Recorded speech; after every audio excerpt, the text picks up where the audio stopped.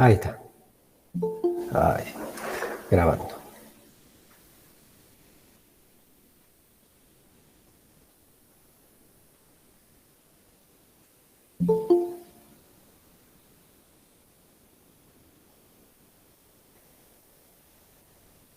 Bueno, empecemos.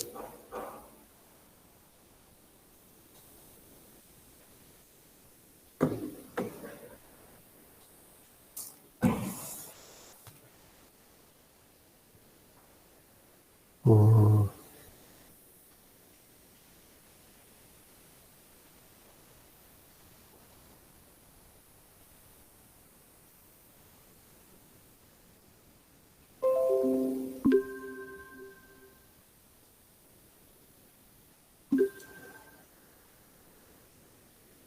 Ahora sí, perdón. Bueno, como les decía, vamos a hacer un repaso de lo que vimos del tema 9. Vamos a completar una parte del tema 9 que nos estaba faltando. Y después sí voy a dejar abierto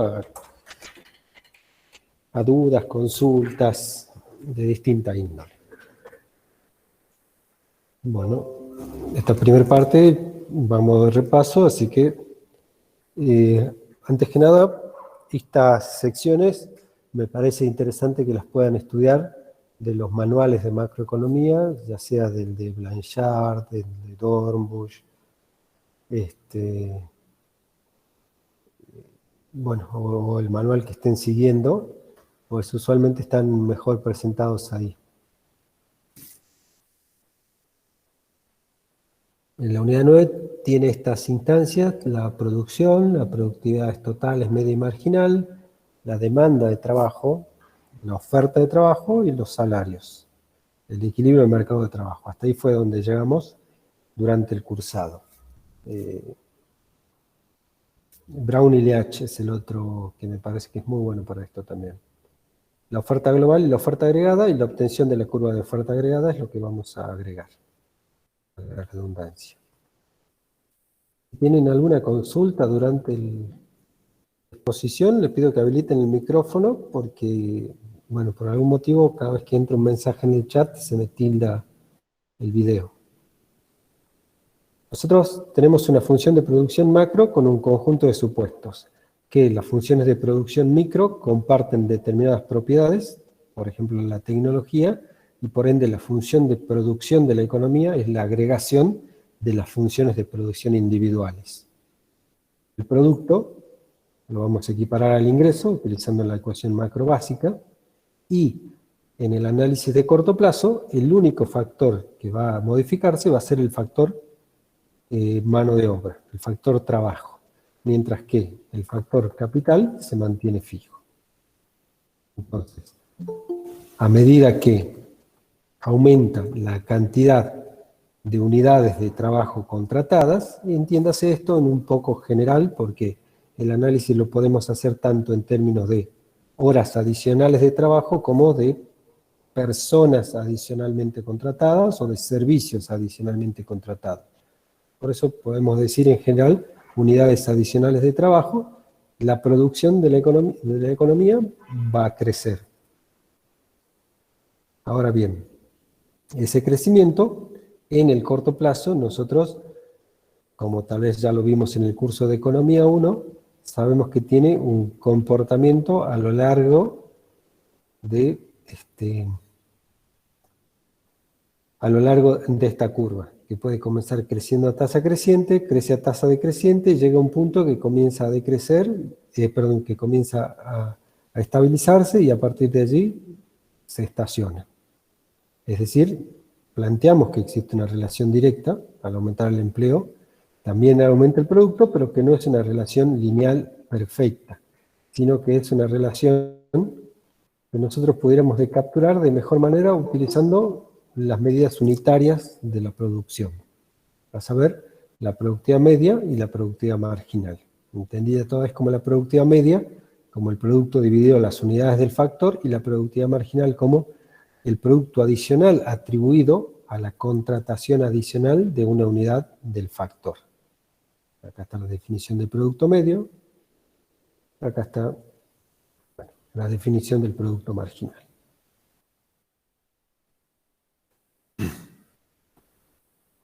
Seguimos. Aquí está el producto medio, un recorrido decreciente, el producto marginal también un recorrido decreciente. A saber entonces, lo que yo puedo decir es que si trazo una tangente en cada uno de los puntos de las unidades de trabajo, obtengo la pendiente de la función de producción, que por definición va a ser la curva de productividad marginal.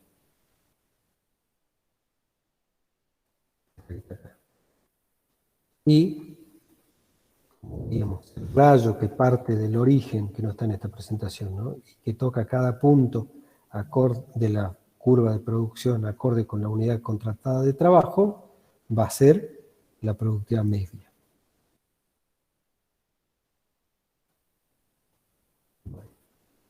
Conociendo esto, decimos, ¿cómo se hace para obtener una situación de equilibrio de decisión de unidades de trabajo contratadas? ¿Quién la hace y a dónde se resuelve?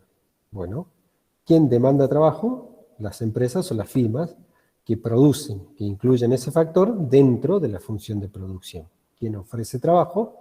Las familias, los individuos que tienen un proceso de decisión que también vamos a pasar brevemente acerca de si quieren trabajar más o menos. A los valores existentes. Supongamos que la tasa de salario real está establecida en este valor, en 45. Entonces, fíjense que la cantidad óptima a contratar de la unidad de trabajo o de mano de obra por la firma va a ser aquella que le provea la misma productividad que la que está pagando en términos reales, pues es un salario real. Entonces, corolario, el punto donde el producto marginal sea equiparable al salario real o donde el valor del producto marginal sea equiparable al salario nominal, es el punto hasta donde el empresario va a decidir contratar unidades adicionales de trabajo. En el punto que está marcado en la presentación, fíjense que podríamos decir que el trabajador ofrece más en productividad o brinda más en productividad que lo que se está pagando por él. Entonces, le conviene al demandante contratar una unidad adicional. Pero hasta llegar a 6 unidades. Esta es la cantidad óptima. La productividad marginal debe igualarse al salario real. Pero fíjense que si este individuo firma contratara adicionalmente una unidad adicional, vale la redundancia, el factor trabajo, lo que le retribuye en términos de productividad va a ser menor que lo que está pagando. Entonces, desde los dos lados, estamos llegando a este equilibrio. ¿Qué pasa si Profesor, disminuye? ¿Sí? profesor, eso siempre y cuando, digamos, se busque ¿No? maximizar beneficio, ¿que no? Sí, exactamente. Nosotros lo que plasmamos en esta situación es que no existe razón por la cual la firma no busque optimizar su comportamiento, maximizar beneficios, minimizar costos, de la misma manera que los individuos tratan de maximizar su satisfacción o su utilidad. Ese es el contexto neoclásico del cual partimos. Si existe una disminución de la tasa del salario real, usualmente porque los precios son mayores que el salario nominal o la velocidad de los precios, lo que va a suceder es que el empresario se ve incentivado a contratar unidades adicionales de trabajo. Y viceversa. Entonces, ¿qué es lo que acabamos de identificar?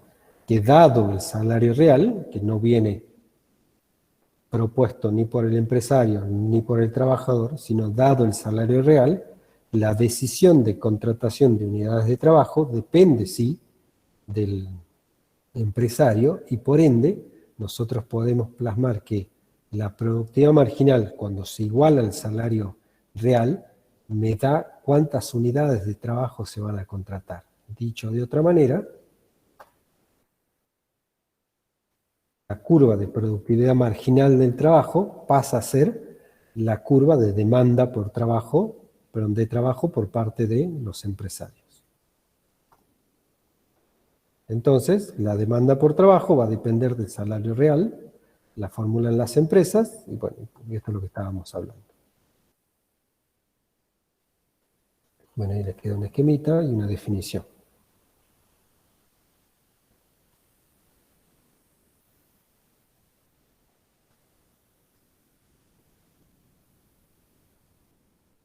Por otra parte, la oferta de trabajo se corresponde con, o las unidades ofrecidas de trabajo, con los trabajadores y los potenciales trabajadores. Ustedes recuerden que tanto una curva de demanda como de oferta es una curva de, dicho raudamente, de intenciones, de estar dispuesto a. Y los individuos están dispuestos a ofrecer unidades adicionales de trabajo, por ejemplo, horas adicionales de su tiempo, al mercado de trabajo, toda vez que encuentran en una elección entre ocio e ingreso, que también es una elección con características de optimización, bien digo, en esta elección, cuántas unidades adicionales de trabajo quisieran ofrecer en el mercado. A saber, si el individuo quiere obtener un ingreso mayor, tiene que relegar determinadas horas de su tiempo para hacer actividades que no le reditúen ese tipo de ingreso. Por ello se conoce la elección entre ocio e ingreso. Pues el individuo para obtener ingreso debe de trabajar acá. En este modelo, que por supuesto lo estamos haciendo bastante acotado, pues el ingreso que obtiene el individuo es aquel que obtiene, valga la redundancia, al alquilar los servicios del factor de la producción del cual es dueño, del trabajo. Y no lo entendemos como otro tipo de ingreso. Entonces, si el salario real fuera de este tipo, 1, la cantidad dispuesta a ofrecer sería N1, y si el salario real aumentara, a los individuos el costo de oportunidad de mantener el ocio se les hace más caro y por ende estarían dispuestos a ofrecer mayores unidades al mercado del trabajo, mayores unidades de trabajo al mercado. Bueno, surge una situación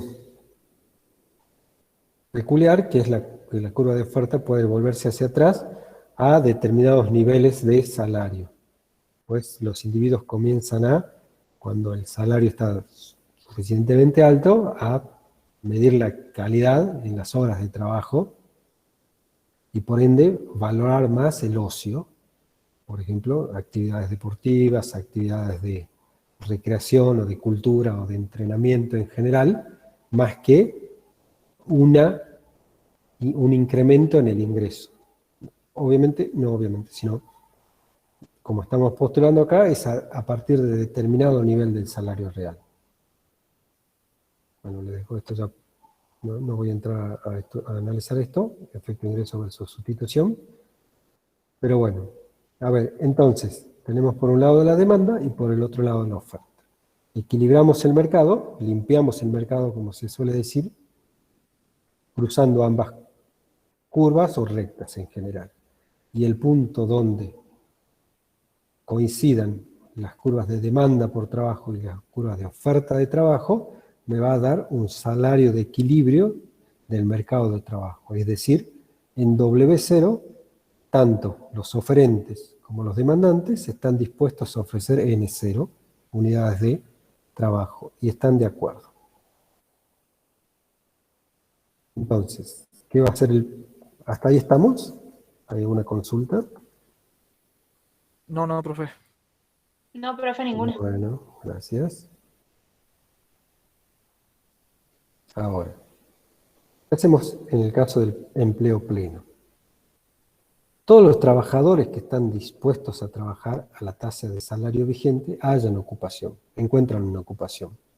Esa es una definición de pleno empleo. Si el salario real fuera de W y los individuos están dispuestos a trabajar a W y todo el que esté dispuesto a trabajar a W encuentra empleo, es una situación de empleo pleno. Mientras que una situación de desempleo es que a determinado nivel de salario existan individuos que quieren ofrecer su trabajo, pero que no encuentran empresas que le demanden su trabajo. Vamos esquemáticamente. W0 no habría problemas, porque es el punto de equilibrio. Todos los que quieren ofrecer trabajo encuentran, a este valor se encuentran a esta cantidad. Ahora bien, por ejemplo, se me está yendo el grafiquito. El salario de equilibrio. Todos los individuos que quieren ofrecer trabajo a W0 encuentran trabajo.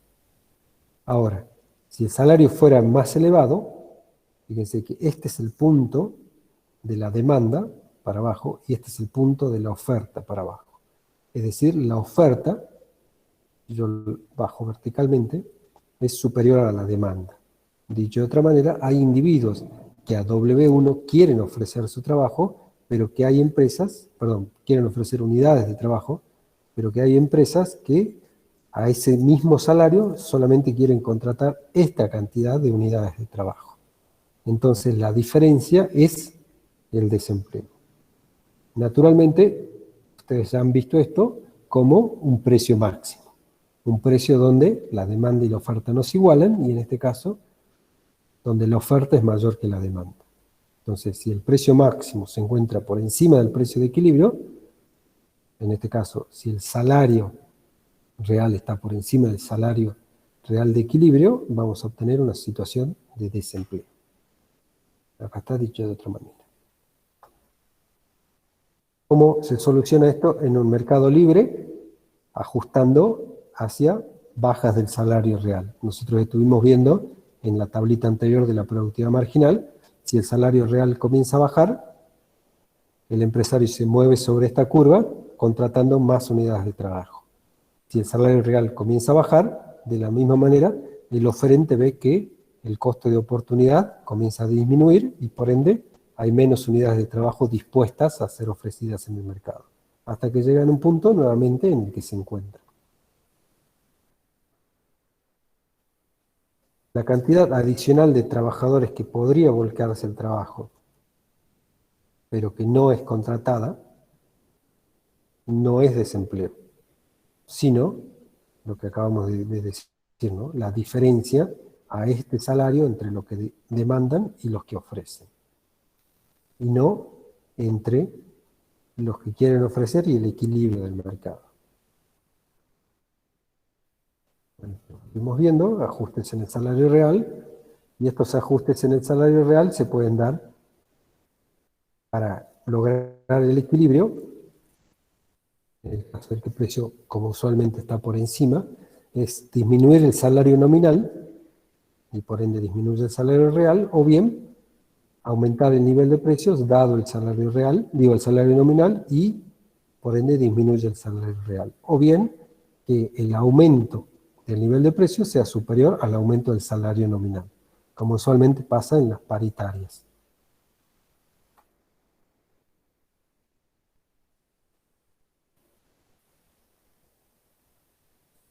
Si en el mercado de trabajo siempre se alcanza el equilibrio, siempre el volumen de contratación corresponderá al nivel de pleno empleo.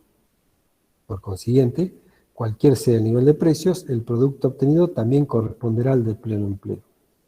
Bueno, ya vamos a ver que no necesariamente esto es así, pero en este modelo, en el primero, vamos a decir que cuando el mercado tiene la posibilidad de ajustar esto, para lograr el equilibrio, la cantidad que contratan los demandantes se corresponde con la cantidad que ofrecen los oferentes.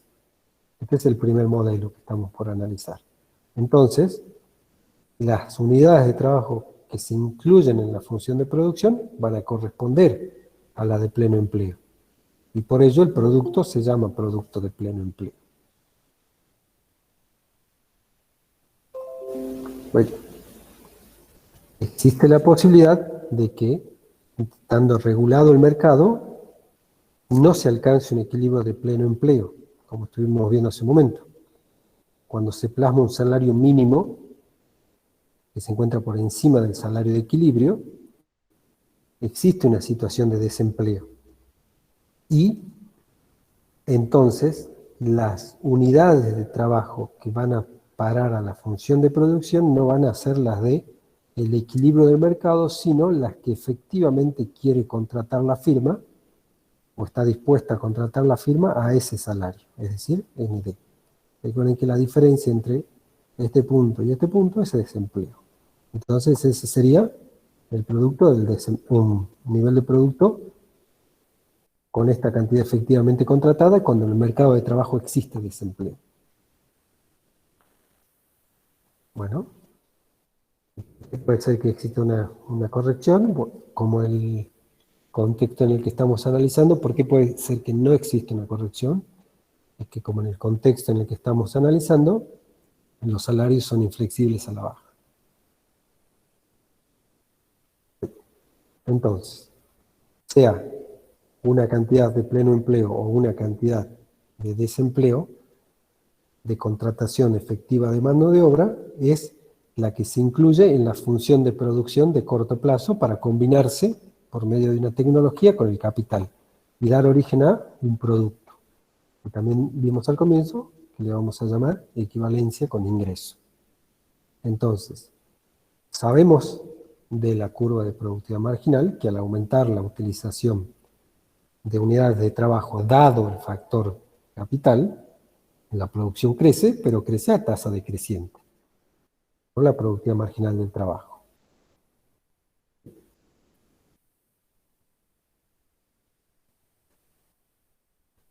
La productividad marginal del trabajo es positiva, pero decreciente, eso lo sabemos ya. Entonces, fíjense, si esta fuera la solución del mercado, este sería el producto, el que estoy marcando con el cursor, y correspondería a esta productividad marginal.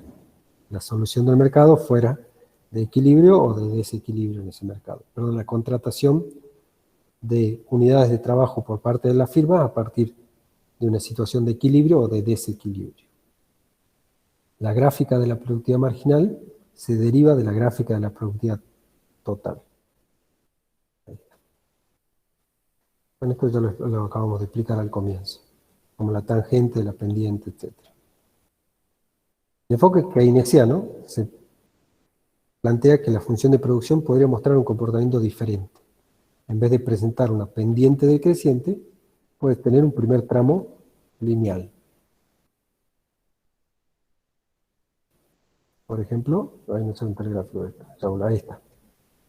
¿Sí? Rendimientos, esto sería, ahí está. Y la producción crece una tasa fija. Sacamos el gráfico, y la producción siempre que esté a 50, cuando las unidades de trabajo lo hacen de a 1. Prestemos atención a lo que decía el párrafo anterior, que puede tener un tramo de esta característica, no es que necesariamente sea toda así. La productividad marginal, en este caso, va a ser constante y va a ser igual a la pendiente de la recta, que forma el producto total ahora. El producto medio también. Cada trabajador aporta lo mismo, independientemente en qué estadio de contratación de unidades de trabajo me encuentre. Es esta la producción total que crece a tasa constante. Y la productividad marginal es paralela al eje de las abscisas. En este caso, la productividad media y marginal coinciden. Bueno, volviendo al caso general, el cual ese caso particular puede tomar una parte,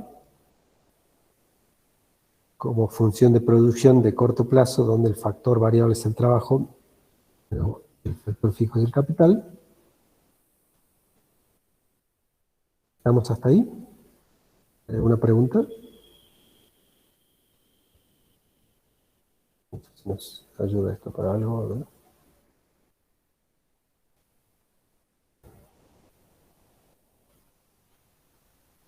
¿No? Esto lo voy a dejar para dentro de un ratito. Me pase el tiempo sin poder mostrar esto otro.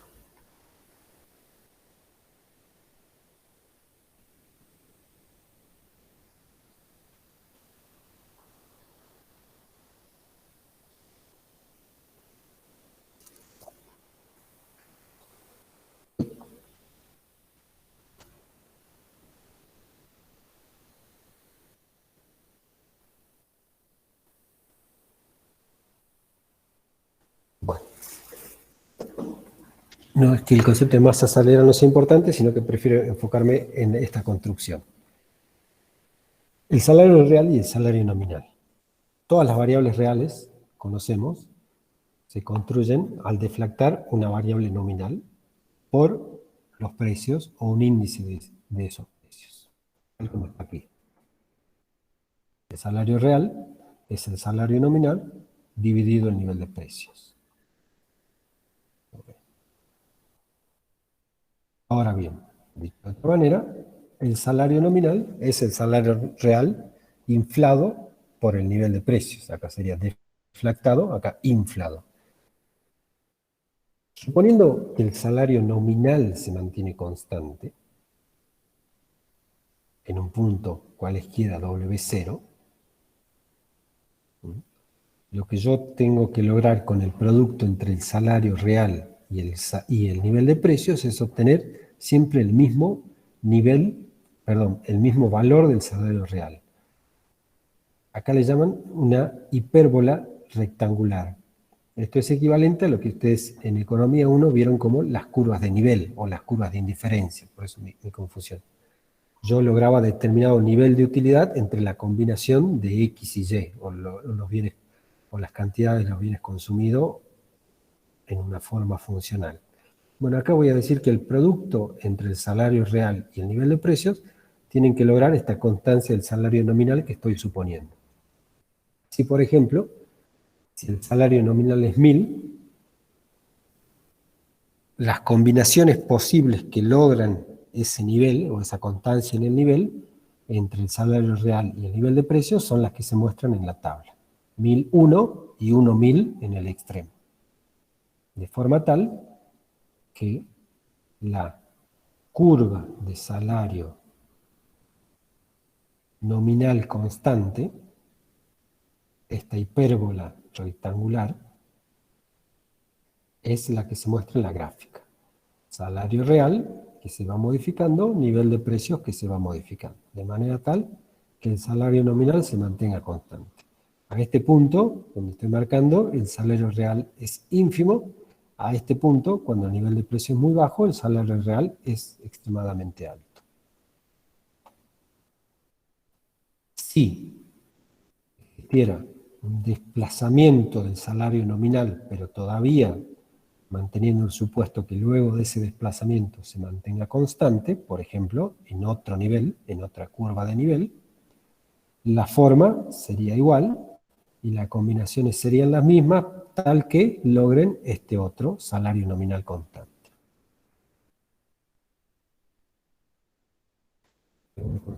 ¿Sí?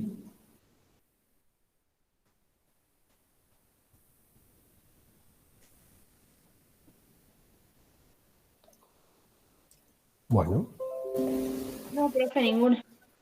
perfecto. Profe, ¿dijo que el salario nominal aumentó o disminuyó? Sí. Acá aumentó. Sí, A en medida ese que yo me gráfico. alejo del origen, a medida que yo me alejo del origen, el salario nominal tiene que ser mayor. Ustedes recuerdan Ah, que bien, gracias. acá en Eco 1 Plan creo que sacamos un rayo que pasaba justo por determinados puntos de la curva de indiferencia y formaban otra curva. Bueno, acá pasa algo similar. Bueno, entonces tenemos la función de producción, el mercado de trabajo y el salario. Dado que el factor capital se mantiene constante.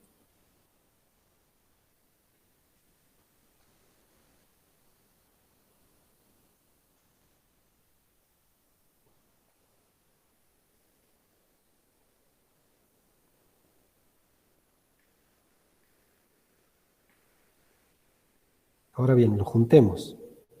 En este sentido, la idea de juntarlo viene a la idea de sintetizar los mercados. Esto no nos debemos de olvidar porque la construcción de la oferta agregada es símil a la construcción de la demanda agregada. Viene de equilibrios de mercados. En aquel caso era real, monetario. Bueno, acá tenemos el mercado de trabajo con su equilibrio o desequilibrio. Esto es interesante. Y también el mercado de los otros factores que consideramos constantes, y por ello no es necesario analizar mucho más allá que un valor exógeno del mismo.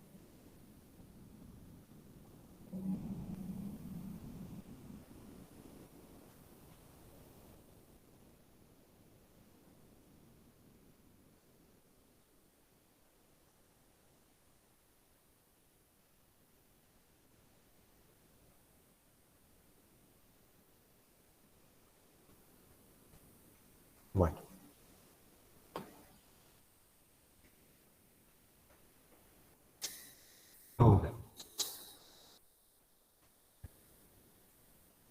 Ahora, la deducción gráfica es la usual en estos casos, en particular por el poco tiempo que le hemos dedicado durante el cursado a hablar de esto, no hacía la demanda agregada, así que es la que usualmente vamos a trabajar.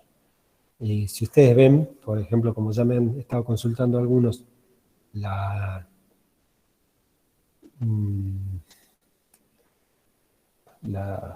el libro del profesor Eduardo Antonelli, van a ver que sí hay algunas deducciones algebraicas, tal vez un poco complejas, porque tienen finalidad de presentar un caso particular, pero bueno, por lo pronto les recomiendo que cuando se introduzcan en el tema, comiencen con la parte gráfica, que es mucho más intuitiva.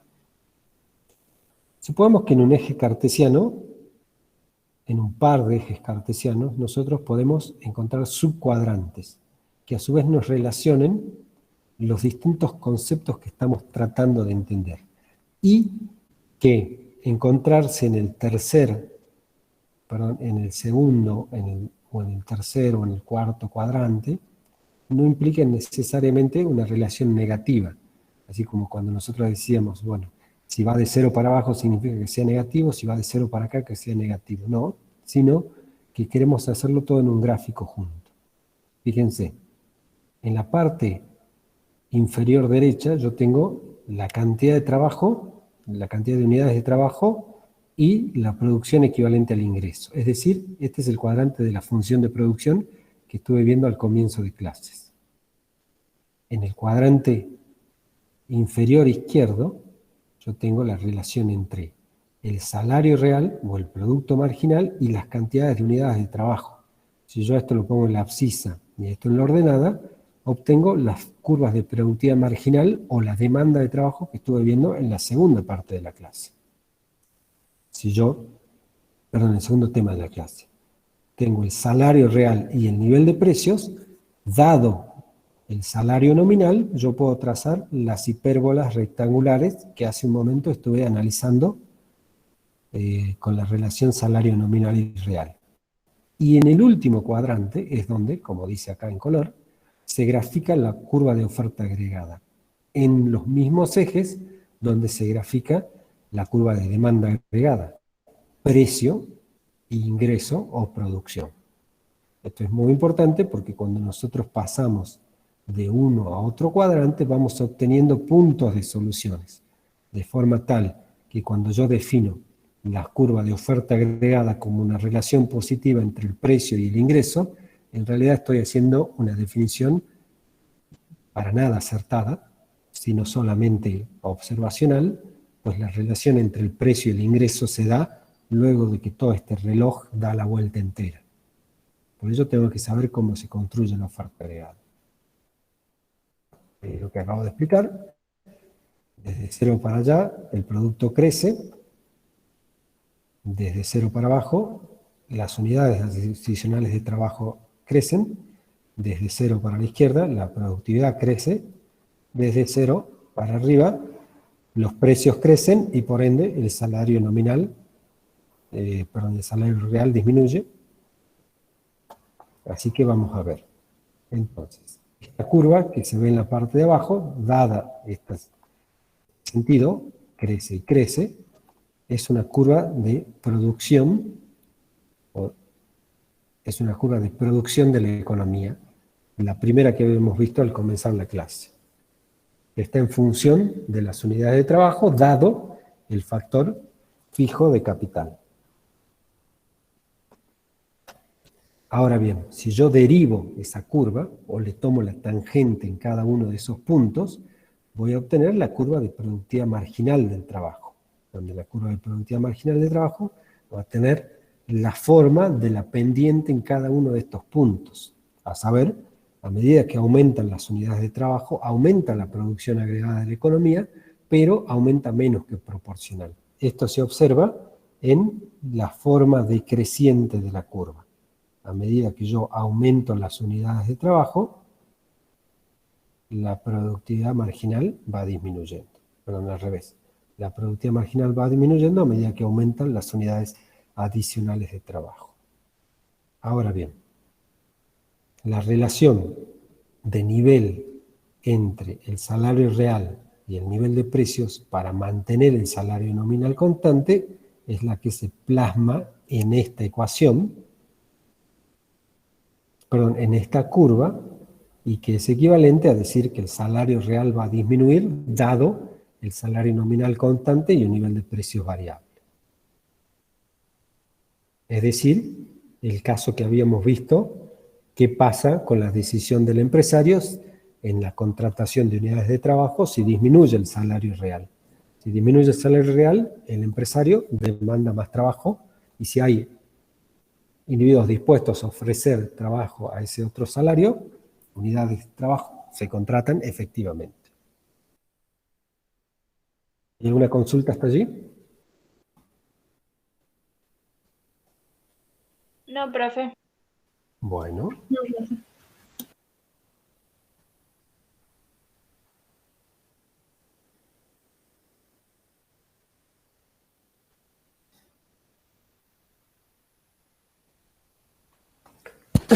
Perdón.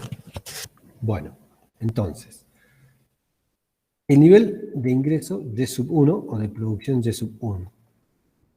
¿Cómo se logró? Es la solución, el último punto. Pero, y síganme la flechita, se logró así.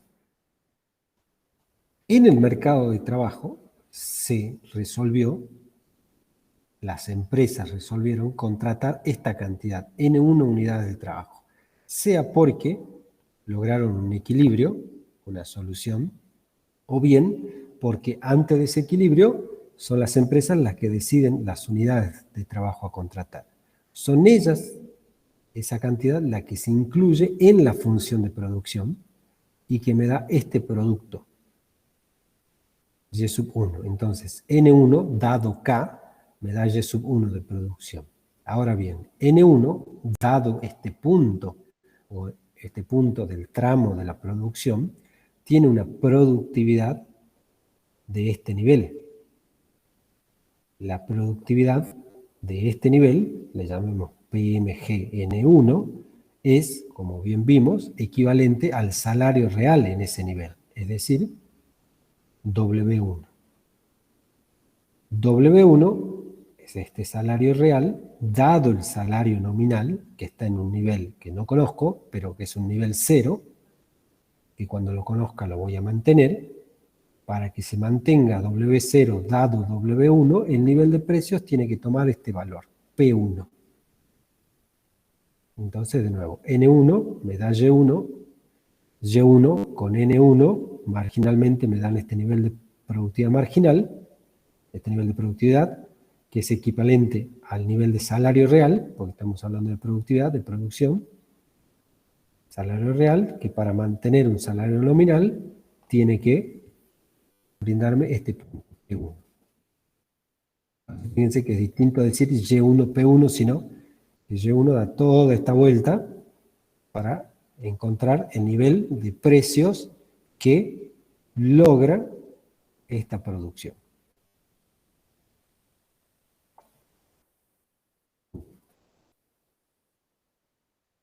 Ahora, cuando se resuelve contratar una cantidad N2, eso me da una producción agregada de Y sub 2.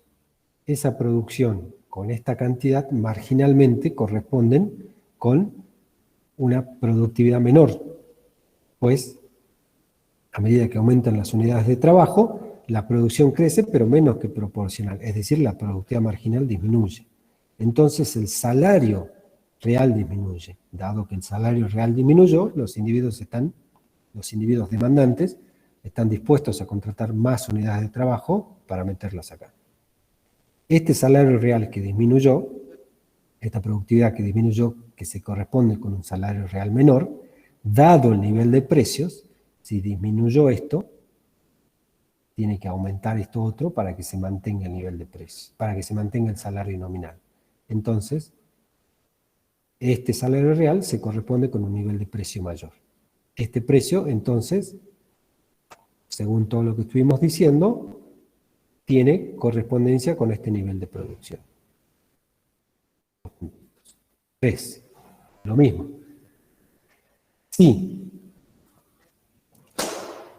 aumento la cantidad contratada, mayor producción, menor productividad, porque menor salario real y, por ende, mayor nivel de precios. Solución, Y sub 3, P sub 3. Si la junto, voy a obtener la curva donde los mercados de los factores de la producción sintetizan la solución de la economía a la oferta agregada. Estaba por decir donde todos los mercados se encuentran en equilibrio, pero hemos visto que no es necesario que estén en equilibrio.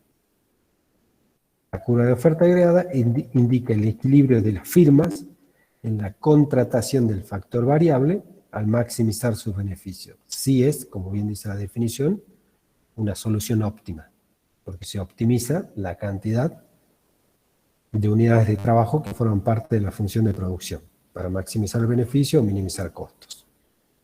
Este equilibrio es completamente del equilibrio Y y YG en el sector real.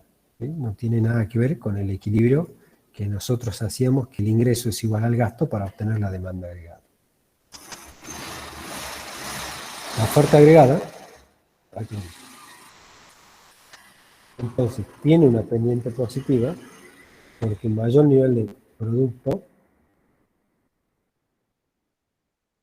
corresponde con un mayor nivel de precio. Sí, pero no es que cuando aumenta el precio, aumenta la producción. No, al revés. Y ya sabemos por qué es al revés, dándole la vuelta a todo el reloj. Ahora bien, nosotros podemos encontrar que la oferta tiene comportamientos por tramos. Un comportamiento parecido a la expresión keynesiana que estuvimos viendo, un comportamiento, me adelanté, un comportamiento de creciente, un comportamiento de estabilización y un comportamiento de casi estancamiento. Podríamos decir, acorde con la madurez del plazo que estamos analizando, corto a largo, se van a lograr algunos de estos estadios, o estos niveles, o estos puntos. Particularmente el tramo vertical de la oferta agregada, donde la oferta casi se para verticalmente, indica una producción máxima, cuando se alcanza el pleno empleo del factor trabajo. ¿Por qué? Porque aun cuando existieran señales para que los demandantes contraten unidades adicionales de trabajo, si existiera una situación de pleno empleo, donde al salario existente todos los que quieren trabajar están trabajando, si el demandante quisiera contratar más unidades, no encontraría más unidades, porque de nuevo, en pleno empleo, como vimos en la definición, todos los que quieren trabajar a ese salario real ya están ofreciendo sus unidades de trabajo. Entonces, el demandante no tiene de dónde sacar unidades adicionales de trabajo. Si existiera un movimiento en las condiciones, un aumento del salario real, a eso sería distinto. Pero en este punto, dadas las condiciones características del pleno empleo, la producción de pleno empleo me diría que la oferta agregada es vertical.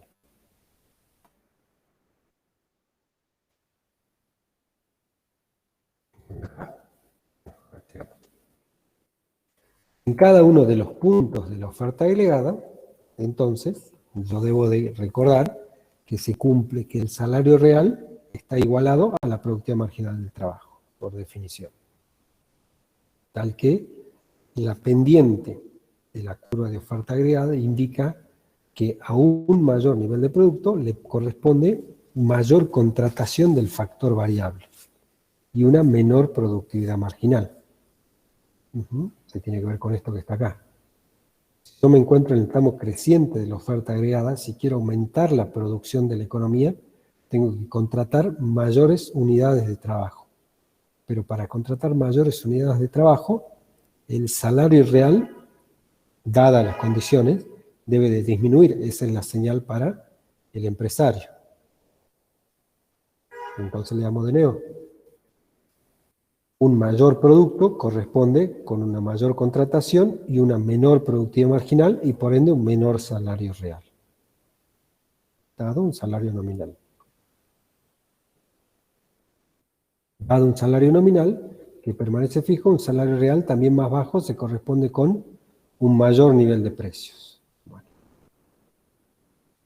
Es decir, ahora lo que estamos haciendo es interpretar gráficamente cómo construimos la curva. Se demuestra así cómo se puede obtener la gráfica de la curva. Bueno, este equilibrio requiere, es igual en productividad marginal de trabajo, etcétera, etcétera. Ahí está. Esto es lo que hicimos hace un momento. Vemos los puntos Q y los puntos R. Un punto Q maduro y un punto R decreciente. Se comprueba que Q corresponde a un mayor ingreso, entonces en Q hay mayor nivel de empleo que lo que hay en R. Porque dijimos que para aumentar la producción se necesita más unidades de trabajo. La productividad marginal del trabajo es menor en Q, sin embargo. O sea, hay tantas unidades de trabajo, dado el factor fijo, que contratar un factor adicional hace crecer la producción, pero no la hace crecer más que proporcional. Entonces la productividad de un trabajador o de una unidad de trabajo adicional es menor que la anterior. Por ende, en Q, la productividad marginal del trabajo es menor que en R. Por ende, si un trabajador le ofrece menos producción adicional al empresario, óptimamente el empresario se tiene que comportar, o se debería de comportarse, pagándole en términos reales menos. Por ello el salario real debiera de ser menor. Tiene que ser menor. En Q el salario real debe de ser menor, y como el salario nominal está fijo, se ajusta por los precios de la economía. Mayor precio, menor salario.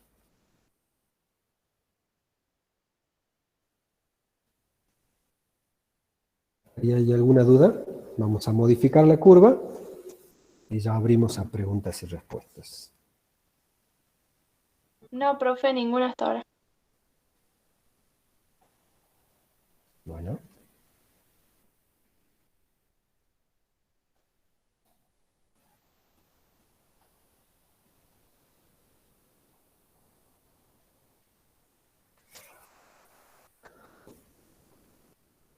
Bueno, sigamos. La última partecita.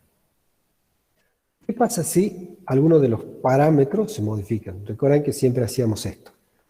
Planteábamos las ecuaciones de comportamiento, sintetizábamos el equilibrio, llegábamos al equilibrio y perturbábamos el equilibrio. Bueno, nosotros ya trazamos la curva de oferta agregada. Es una situación de equilibrio o de comportamiento óptimo de las firmas y de los oferentes y del mercado en general, y del mercado de factores en general. Ahora, ¿qué ocurre cuando algún parámetro se modifica? Como ser si se desplaza hacia afuera esa hipérbola rectangular de salario nominal fijo. Es decir, se aumenta el salario nominal. Habíamos visto en esta otra presentación que un aumento del salario nominal que un aumento del salario nominal, pero que se mantenga constante a lo largo de la curva, provocaba un desplazamiento hacia afuera de esta curva de nivel.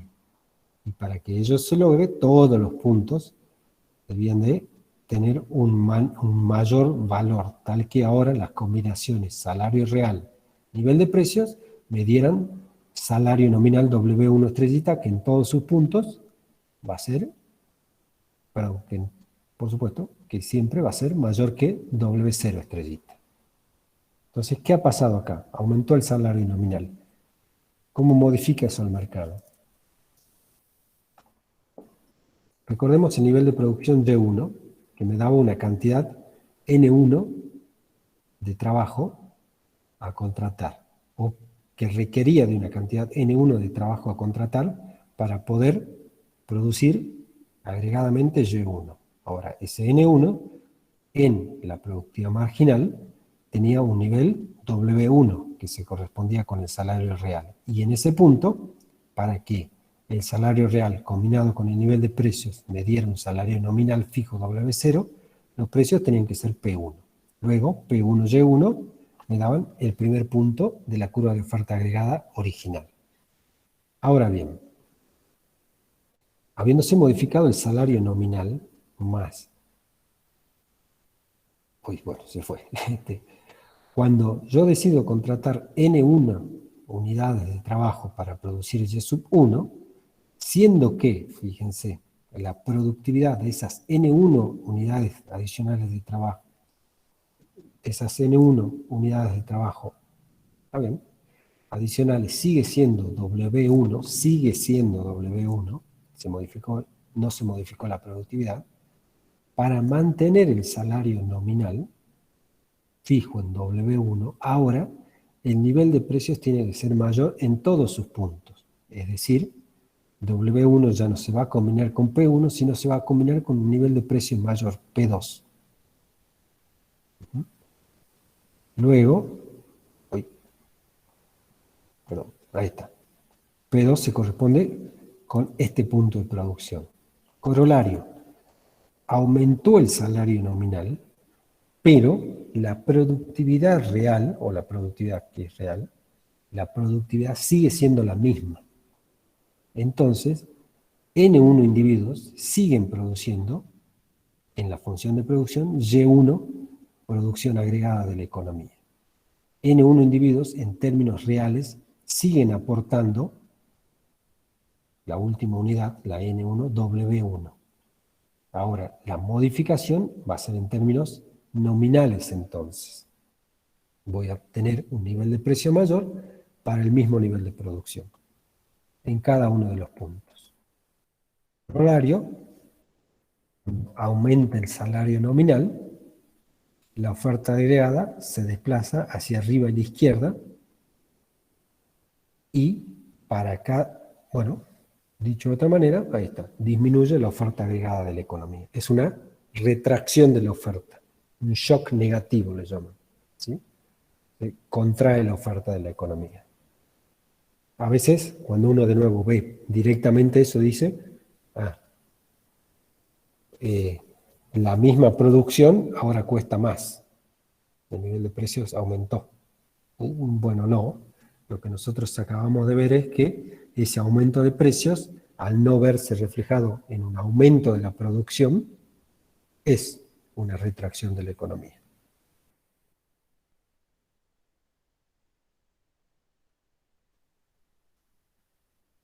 Identificado como un aumento del salario nominal. Una caída del salario nominal, acá tendríamos que verlo al revés entonces, y nosotros partiéramos de este punto, si el salario nominal disminuye, entonces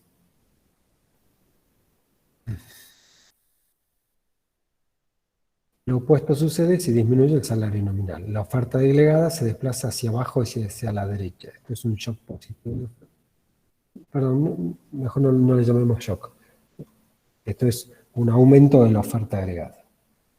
Porque usualmente los shocks están asociados a cambios tecnológicos. Es decir, a cambios en la función de producción. Ahí está, justo lo que acabamos de decir. Bueno, la caída del salario nominal hace desplazar la oferta agregada hacia abajo y la derecha. Siguen el camino inverso al que estuvimos analizando nosotros. Ahora, ¿qué pasa si se modifica la función de producción? Entendiendo la función de producción como la combinación entre trabajo y capital, o entre los factores, o la combinación que se conoce entre factores. Es decir, a una combinación mejor, mayor. Por ejemplo, tecnológicamente mayor, tal que si yo contratara las mismas unidades de trabajo que antes contrataba, ahora obtengo un mayor nivel de producción. N1, si lo estiro hasta esta nueva función de producción, obtengo Y1. Tengo la misma cantidad de unidades trabajadas. Entonces lo que ha cambiado es la forma de combinar, sea por conocimiento, sea por tecnología. Cuando cambia la función de producción, a partir de un desplazamiento de la misma, lo que acabo de identificar es que con las mismas unidades de trabajo puedo producir una mayor cantidad de producción agregada. Dicho de otra manera, la productividad marginal del trabajo ha aumentado. Este es un desplazamiento hacia afuera de la curva de productividad marginal del trabajo. A todos los niveles de trabajo anteriores, yo tengo una productividad marginal del trabajo mayor y por ende un salario real mayor, que en definitiva es la productividad marginal del trabajo. Y por ende una demanda de trabajo que se ha desplazado.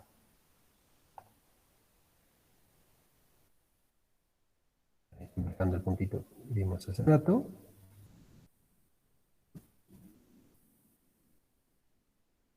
De otra manera, acá lo está viendo de otra manera, si yo quisiera producir la misma cantidad que producía antes, Y1, ahora necesito menos unidades de trabajo. Si utilizo las mismas unidades de trabajo de antes para producir, Y1, voy a producir más producción agregada de la economía. Entonces, este es un punto donde la misma producción de antes requiere menores unidades de trabajo porque la productividad marginal es mayor y por ende el salario real es mayor. Porque la productividad marginal es mayor. Si el salario real es mayor, el nivel de precios tiene que ser menor al anterior, a este que está acá, para así mantener el salario nominal constante. La única manera de que yo tenga dos precios asociados es que este es un punto que corresponde a otra curva de oferta agregada. Esto sí es un shock positivo de oferta. La función de producción mejoró en la combinación de factores, el salario real aumentó y la oferta agregada se desplaza. Ahí está. Un avance tecnológico hace que la curva de oferta agregada se desplace hacia abajo y hacia la derecha por un aumento de la productividad. Les va a quedar, para cuando vayan repasando esto, los movimientos son equivalentes, un desplazamiento de la oferta hacia la derecha con una disminución del salario real, perdón, del salario nominal que vimos hace un ratito, pero las causas son distintas, muy distintas. Ahí está.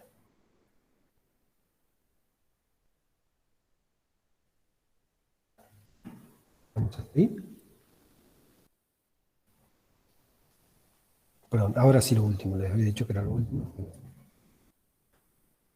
Ahora esto sí es lo último. ¿Qué otro comportamiento puede evidenciar la oferta agregada?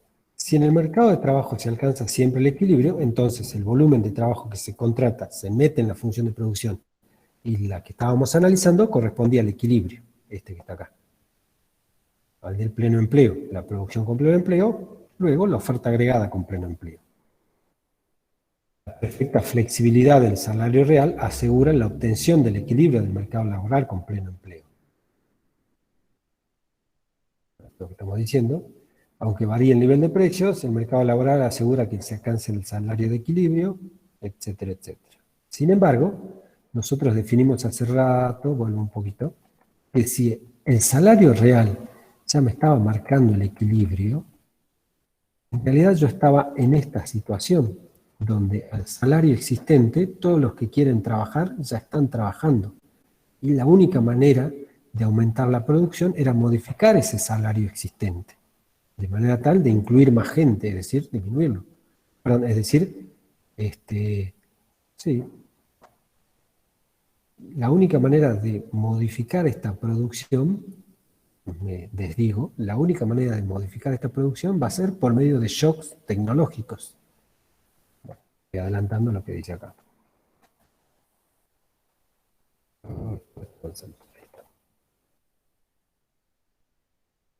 Siempre hay pleno empleo, entonces la economía siempre alcanza el producto de pleno empleo. mercado siempre se encuentra en equilibrio, es decir, me encuentro en la parte vertical de la oferta agregada. Al salario real existente, todos los individuos que quieren trabajar son contratados. Con lo cual, si las empresas quisieran aumentar el nivel de la producción, no lo lograrían, porque ya nos encontramos en pleno empleo del mercado.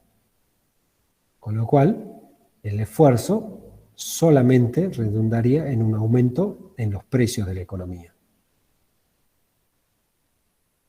Vamos a ver, es tal que con diferentes niveles de precio, la producción de la economía sigue siendo la misma. En todos los puntos se mantiene el mismo salario real. Es decir, acá lo que yo hago es aumento el salario nominal, pero también aumento los precios. El salario real se mantiene igual y las unidades de trabajo siguen siendo las mismas que antes. Ahora bien, si no se diera esa situación,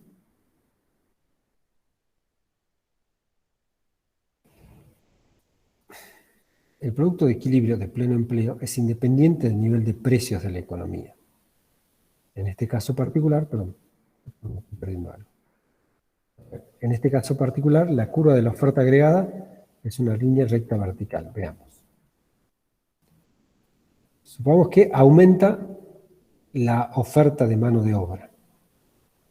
Es decir, aumenta exógenamente, no en términos de unidades adicionales de trabajo que se quieren ofrecer porque el salario aumentó, sino que al mismo salario, por ejemplo W0, ahora hay mucha más gente que quiere ofrecer su trabajo. Por ejemplo, una camada grande de nuevas personas que se incorporan al mercado de trabajo, se modifica la edad jubilatoria, qué sé yo, gente que busca un segundo trabajo, lo que fuera.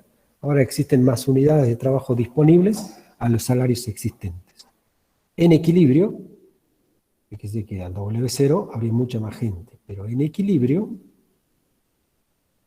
cortando la curva de demanda de trabajo, yo tendría que la solución es W1.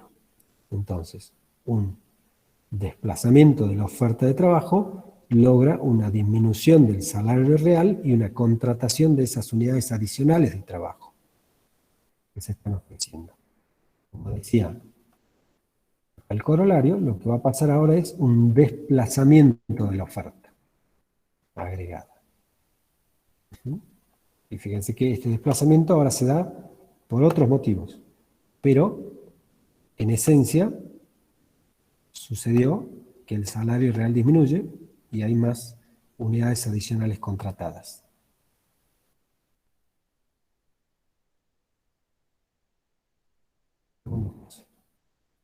Es así, existe un salario mínimo que se encuentra sobre el salario de equilibrio del mercado de trabajo y por ende existe desempleo. Este es el salario mínimo, estas son las personas que quieren trabajar o las unidades de trabajo que se ofrecen a ese salario, pero estas son las unidades de trabajo que se demandan, ND. En la función de producción se van a incluir las unidades de trabajo que efectivamente demandan o las unidades de trabajo que demandan las empresas, es decir, este punto. Ahora bien, entonces hemos trazado la curva de oferta agregada con este punto.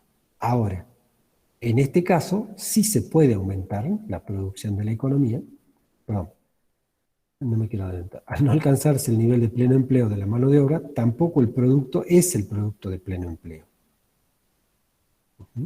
Es decir, este sería el producto de pleno empleo, el que yo acabo de trazar es Y1.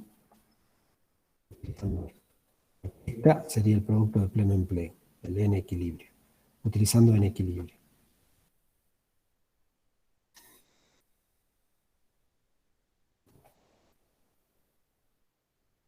En definitiva, si existiera una posibilidad de ajustar a la baja, tendríamos todo este camino para aumentar la producción de la economía. También ese desplazamiento se daría por otro motivo. Entonces vimos varios motivos por los cuales se puede desplazar la oferta agregada. Ahí está. En definitiva, una oferta agregada positiva indica una relación directa entre la producción, entre los precios y el producto, y una oferta real en oferta agregada vertical,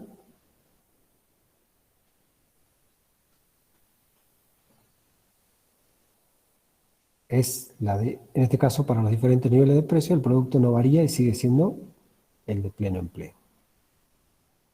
Es decir, no se ajusta. ¿Vimos? Está bien. Conociendo que esta vertical puede ser un estadio de acá, de maduración. Cuando ya el corto plazo se está acabando.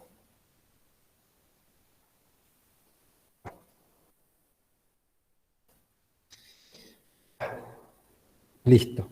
Eso es lo que les quería presentar de oferta agregada. Como bien dice ahí, hay otros tópicos, pero con lo que charlamos hoy, ya podemos desandar algunos casos particulares. Que le llaman que la situación de la de síntesis, la de keynesiana, pero bueno, con lo que nosotros vimos, entiendo que ya pueden trabajar. ¿Alguna consulta? A ver, me dan un minuto, voy a buscar agüita.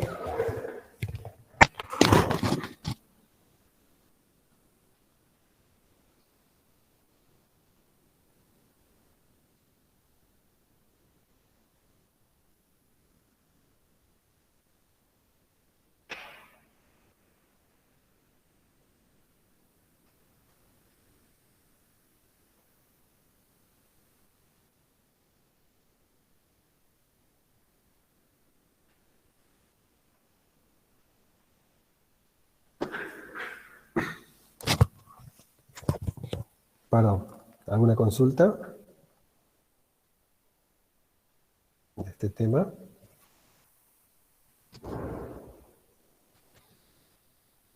Profe, ¿cómo va a ser la modalidad para rendir libre? A ver, ya van a las partes. Como la clase va a quedar grabada, quiero que si alguien tiene una consulta de oferta agregada específica, me la diga ahora, así ya queda la respuesta también grabada. Y ya- Profesor, ¿sí? la curva de oferta, la agregada, digamos, dependiendo de la dirección que va la curva, va tomando diferentes nombres, ¿que no? Por ejemplo, cuando ya empieza de manera horizontal, sería la keynesiana. Después, cuando ya la pendiente empieza a hacerse positiva, sería la clásica. Y cuando ya es vertical, entonces sería la neoclásica. Sí. Así también se presenta, Porque es si, verdad. digamos, si yo quisiera explicar la oferta agregada desde lo keynesiano, sería horizontal. No tendría ni pendiente positiva ni vertical. Eso es lo que yo me refiero, porque no sé, digamos, si es que en el examen final me llega a tocar este tema y tengo que hablar sobre la oferta agregada, ¿qué hago ahí? Hablo sobre los tres tipos de teoría, porque si yo no hablo de los tres tipos de teoría, la curva de oferta agregada no tendría pendiente positiva y tampoco se haría para arriba. Y si hablo de una sola teoría, entonces ya tomarías como diferentes direcciones. Una horizontal, la otra sería, digamos, pendiente positiva y la otra vertical. Bien. En ese caso, ¿usted qué me recomienda? Digamos, que le explique así como lo estoy explicando o que hable de una sola teoría, basándome en una sola teoría. A ver, lo que yo recomiendo es que la forma de construcción de la oferta agregada, independientemente cuál sea el caso, es la misma, pasando por el mercado de trabajo. Y una u otra teoría lo que hace es modifica alguna rigidez o algún supuesto en el mercado de trabajo. Entonces, a menos que se te pida explícitamente hablar sobre una, cuando se consulte sobre oferta agregada, lo que yo recomiendo es que se explique como lo estamos explicando acá. Y después del conocimiento general, decir qué pasaría si existe alguna rigidez, alguna restricción o algún caso particular. Como por ejemplo, qué pasaría si, por ejemplo, como vos decís, en la parte keynesiana, no sé, nos encontramos con desempleo. O que en realidad, que también hay otra forma de explicar, que los individuos no se fijan en el salario real, sino en el salario nominal. Entonces están engañados o están sujetos a ilusión monetaria. Y así ir como dando opciones qué le va pasando a la oferta agregada. Pero de nuevo, la construcción de la oferta es la misma. Claro, y le hago una pregunta, digamos, yo podría dar una explicación tocando los puntos dentro de cada teoría sin mencionar el tipo de teoría. Sí, si estoy entendiendo bien, sí. A Bien, menos bien. que la pregunta sea al revés.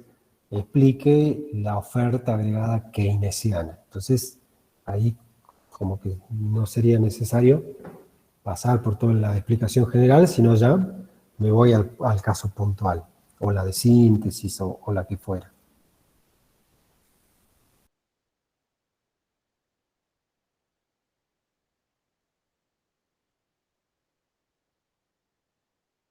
Profesor, para cerrar el tema, entonces cuando hay varias teorías, lo que diferencia una de otra son las variables que pueden condicionar la oferta agregada. En general, lo que diferencia a todas las teorías, para ser más puntual, son supuestos sobre el mercado de trabajo. Ya sea una rigidez en los salarios, ya sea una concepción en la oferta de trabajo,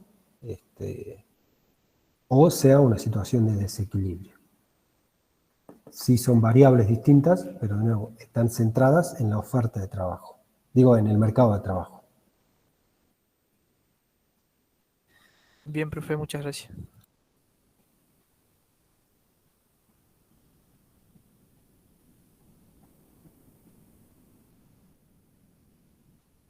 Yo voy a detener la grabación, así ya nos queda esta clase como de oferta agregada y abro la consulta general.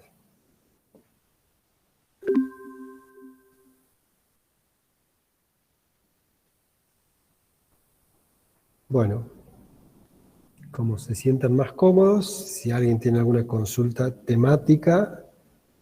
Mira, ya estaba en el chat. Hola, profe. ¿El tema 10 también lo va a dar ahora o cómo hacemos con esa unidad? Bueno, creo que hay una comunicación en Moodle que dice que para este turno de examen no vamos a tomar el tema 10. Sino lo que vamos a hacer para el próximo turno de examen, al igual que ahora, yo voy a dar una clase, voy a dejar grabada la clase y ahí recién se va a tomar el tema 10. Exacto, Agustín. Carolina, profe, ¿podría pasar la clave para matricularse en Moodle, por favor? Uy, no me acuerdo cuál es la clave. ¿Alguien sabe cuál es la clave?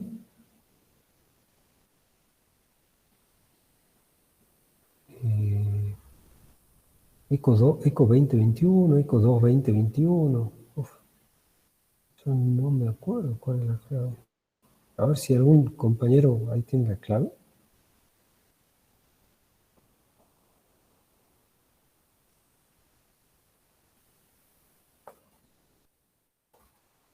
Voy a buscarlo.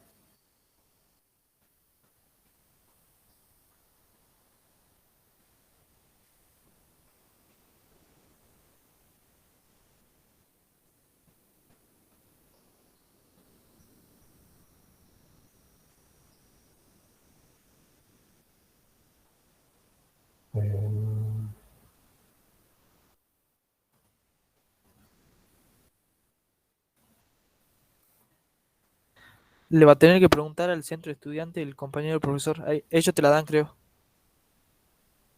No, la clave la hacemos nosotros, pero seguramente la tiene el centro de estudiantes.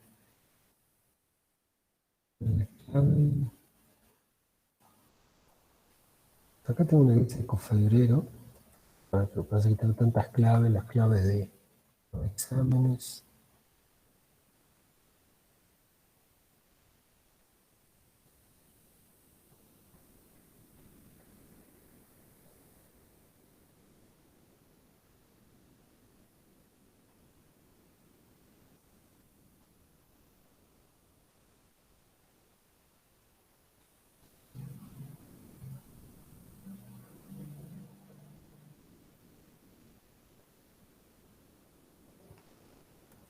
Economía 2021 dice.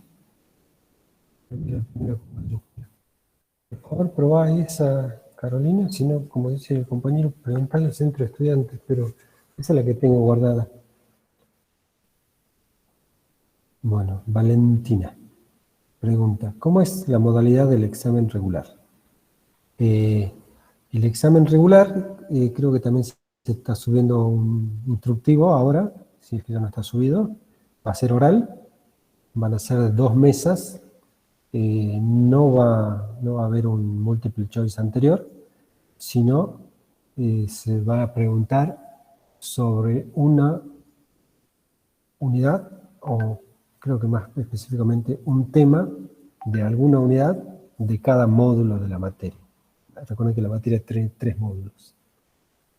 Entonces, se va a preguntar sobre esos 3. El alumno tiene 3 minutos, 5 minutos para preparar cada tema y lo tiene que exponer verbalmente. Y por ahí le ayuda, puede tener una hoja, graficar en la hoja y después mostrarle a la cámara qué es lo que ha graficado y explicar. Entiendo que entre 20 a 30 minutos en total, ¿no? Para todo el examen, pero capaz que se pueda alargar un poco más para cada alumno el examen, capaz que se pueda alargar hasta 40 minutos. De igual manera, entonces el módulo 3 no entra, porque sería la unidad 10, ¿que no? No, el módulo 3 es la unidad 9 y 10. A ver. Profe, en el programa, en el módulo 3 está solamente el tema 10. Ah, bueno, entonces no entra. Pero en un cachito, programa ECO 2.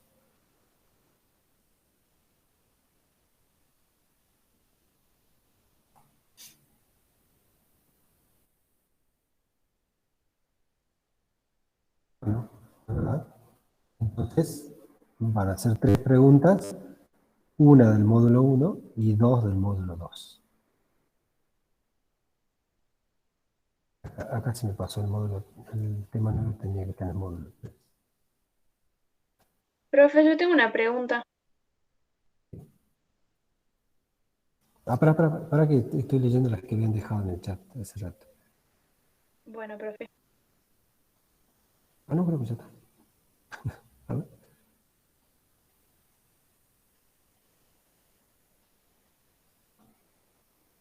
La clave. Ah, ¿cuándo subirán la regularidad para inscribirse en la mesa? Y yo creo que hoy, o hasta hoy tenemos para subir regularidad, así que seguramente, si no la terminan de subir ahora, si no la terminan de subir, la terminan de subir ahora a la tarde los chicos. El tema 10 no se va a tomar. No sé cuántos llamados de agosto hay. 2 llamados, profe. ¿Y cuándo es el otro? En La semana del 23. Ah, no, pero hasta eso ya creo que voy a dar la clase adicional. Así que es muy probable que para el otro, para este llamado no se toma, pero para el otro sí. Para matricularse para el final, porque todavía no avisan. Ah, la clave para... No, eso seguramente lo van a avisar. ¿Cuándo es el examen? El miércoles. Y a nosotros nos van a pasar la lista, creo que el lunes o el martes a la mañana, la lista de inscriptos.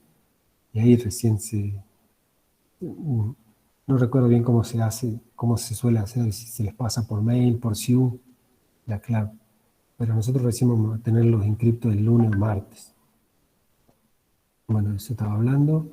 Mario, este llamado no, tú, no, Carolina, profe, yo no me pude inscribir para este llamado hoy. Pero todavía no cerró la inscripción, ¿no? Javier, en los siguientes llamados sí. Maribel, profe, ¿cuántos profesores por mesa? A ver, no sé cuántos somos, son 6, y van a ser 3 profesores por mesa, capaz que haya alguno un poquito más.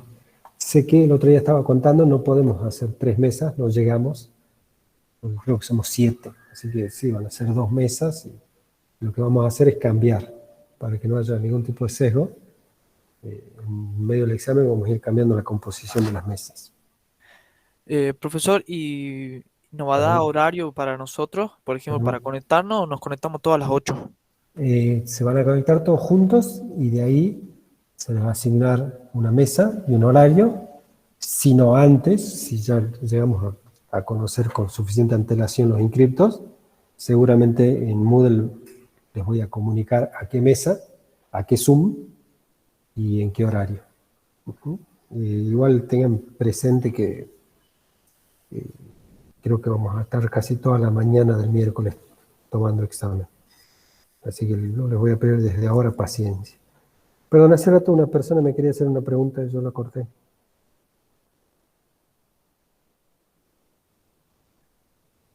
Sí, yo, profe. Pero es del tema 2. Bueno,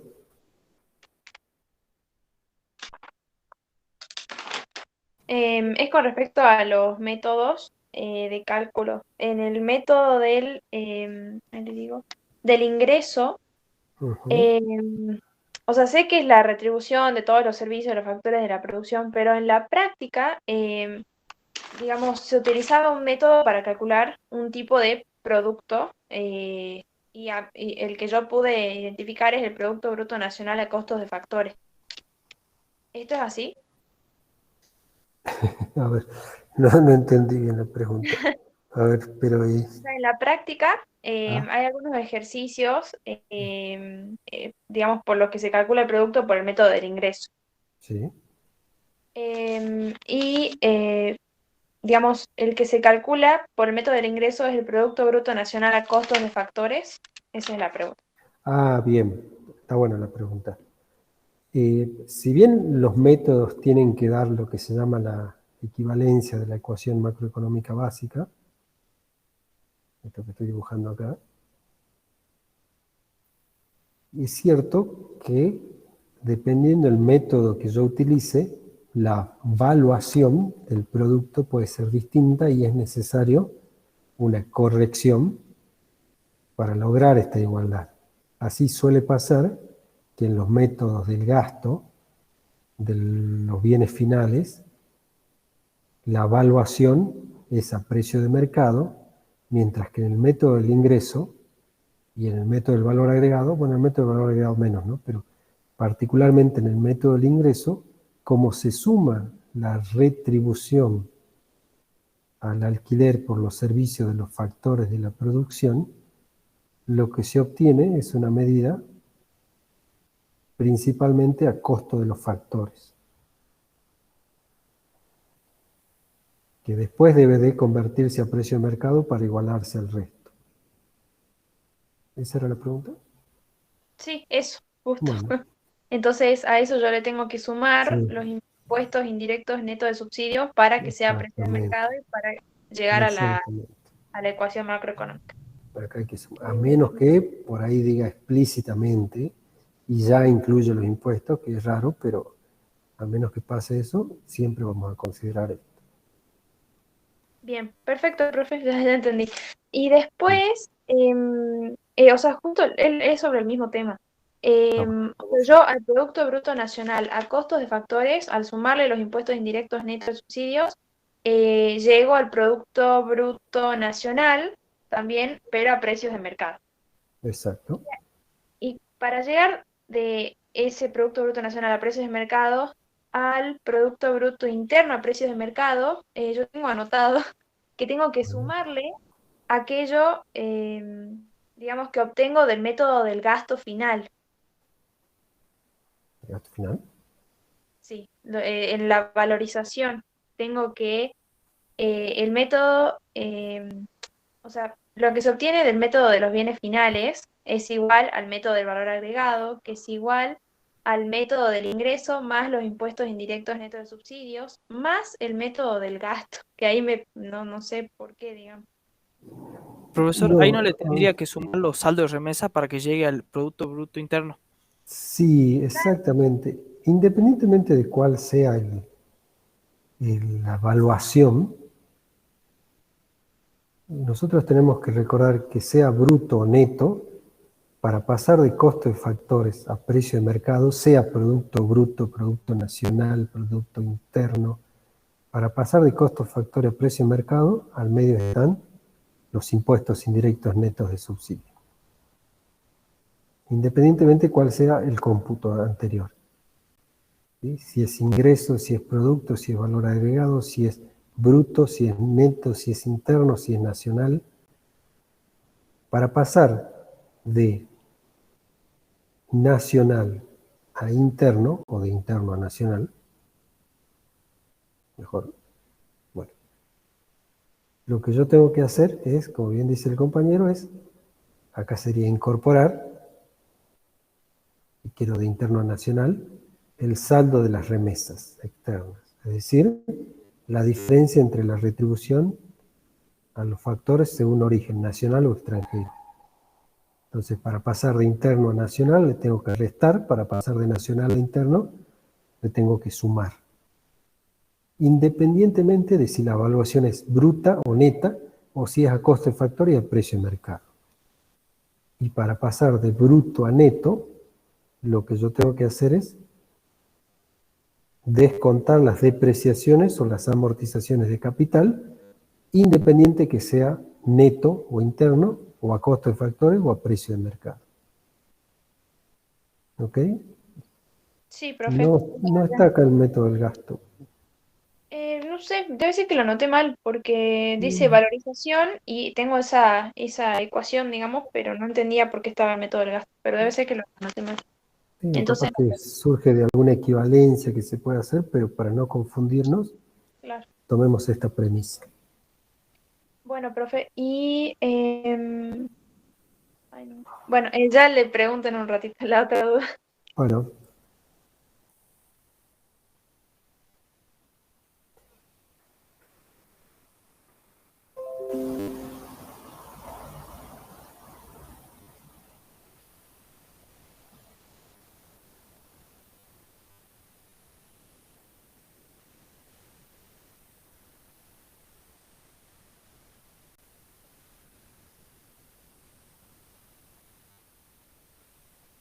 ¿qué más?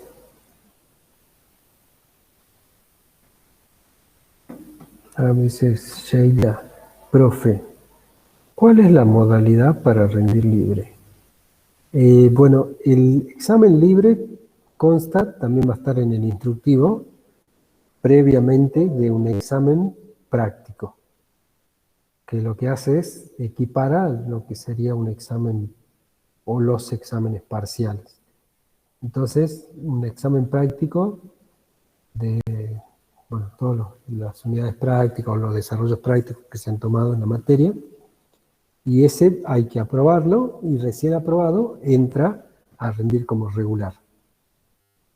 Para el caso, como nosotros hemos previsto tomar todos los exámenes en un mismo día, sería que vos en particular empieces rindiendo, no sé, supongo a las 8, y a las 9, 9 y media, cuando sea el corte de la entrega del temario, tenés que entregar el temario, se corrige en el momento el temario,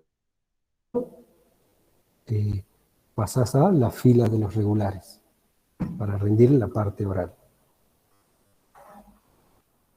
Valentina, profe, ¿podría explicar qué es lo que tenemos que demostrar en los gráficos? ¿Qué gráficos? Cuando yo le pregunté recién, profe, cómo era la modalidad regular, usted me dijo que posiblemente nos hagan hacer gráficos y explicarlos. Ay, perdón, no entendí. ¿Te expliqué o...? O sea, en el caso de que, por ejemplo, a mí me toque el sector monetario y me pidan que grafique la curva LM, yo la grafico y ¿qué es lo que tengo que explicar una vez graficada la curva? No, es poco probable que se te pida graficar la LM, sino que construyas la LM. Entonces, en el gráfico de la LM lo que vos tendrías que explicar es cómo se construye la LM. A lo que siempre repetimos en la teoría, que las vectores son soluciones o síntesis de equilibrios de otros mercados. Una vez construida la LM, usualmente lo que se pide es los desequilibrios en el mercado. Un punto de exceso de oferta, un punto de exceso de demanda. Pero para lo cual otra vez tenés que volver al mercado original, al mercado del dinero. Lo mismo con el caso de la IS. ¿Qué pasa si un punto del gasto planeado es mayor que el gasto efectivo? Bueno, tenés que mostrarlo en un gráfico anterior, por así decirlo. Ah, bien, profe, gracias.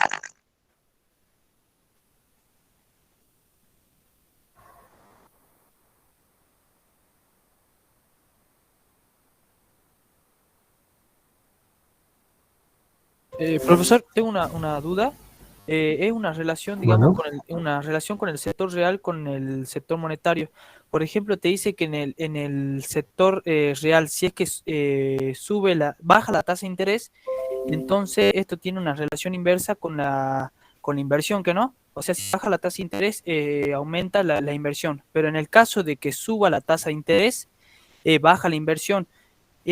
Digamos, en este caso que sube la tasa de interés, baja la inversión, ¿qué se le llamaría al mercado de bonos? ¿Se le llamaría inversión o se lo llamaría, eh, cómo se lo llamaría, digamos, el mercado de bonos en ese caso? ¿Un ahorro, una inversión? ¿Qué sería? Porque dice que si aumenta la tasa de interés, baja la inversión, pero si aumenta la tasa de interés, baja el precio del bono y yo puedo invertir en comprar bonos. O sea, como que hay una contradicción que sería con el sector monetario, con el sector real. No sé si me explico bien. creo que sí. Nosotros usualmente cuando hablamos de inversión, por default, hacemos referencia a la inversión real, es decir, al cambio en el stock de capital fijo o físico. Cuando se habla de estas otras alternativas financieras, usualmente se las conoce así, se las conoce como bonos o se las conoce explícitamente como una inversión financiera. Y es correcto lo que vos decís. Si la tasa de interés aumentara, la alternativa financiera se vuelve más atractiva. Entonces, por ello, la inversión, bueno, tiene una relación inversa con la tasa de interés. Si la tasa de interés aumenta, el precio de los bonos cae y la cantidad demandada de los bonos aumenta en detrimento de la cantidad, perdón, en detrimento de la demanda de dinero. Es decir, cuando aumenta la tasa de interés, los individuos que demandan dinero disminuyen su demanda de dinero y aumentan la cantidad demandada de bonos.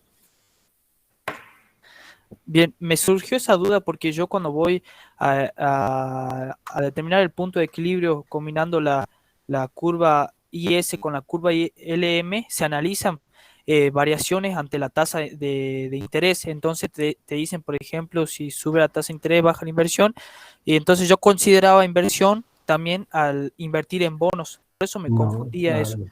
no, cuando hablemos de inversión financiera, va a ser así, como inversión financiera o como alternativa financiera. Ahora, no estoy seguro que en todos los manuales se trate así, pero sí entiendo que en el contexto de cada capítulo va a estar bien clarito a qué se refiere. Pero al menos nosotros hacemos esa distinción para que no haya confusión. Bien, bien, gracias, profesor. Por nada.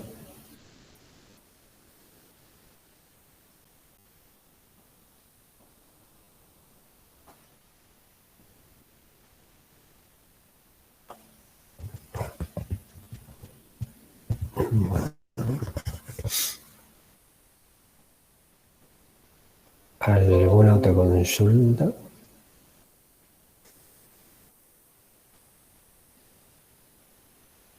De mi parte, ninguna, profesor.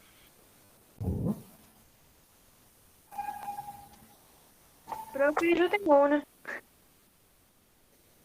En el sector real, cuando se establece ¿No?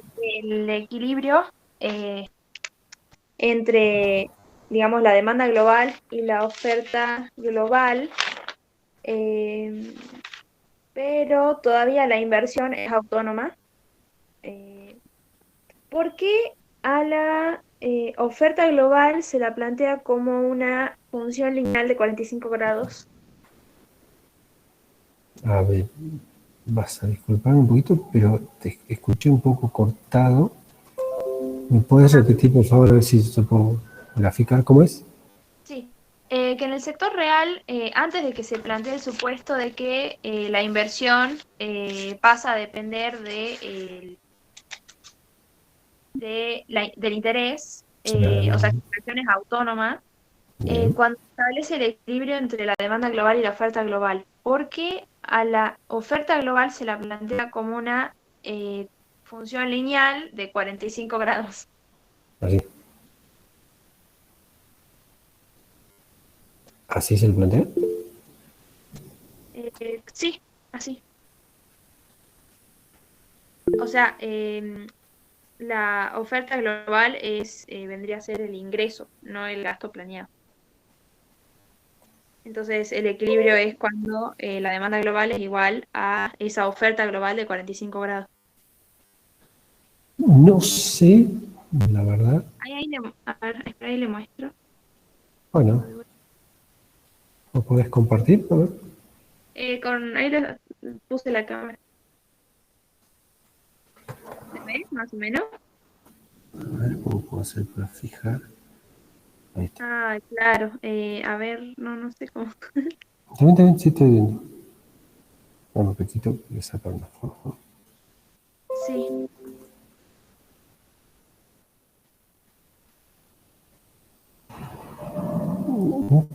No estoy seguro que... Yo le puedo explicar si quiere esa duda, profe. Ahí están viendo. No sé si es la oferta global o la demanda efectiva. A ver, por favor. Profesor, Sí.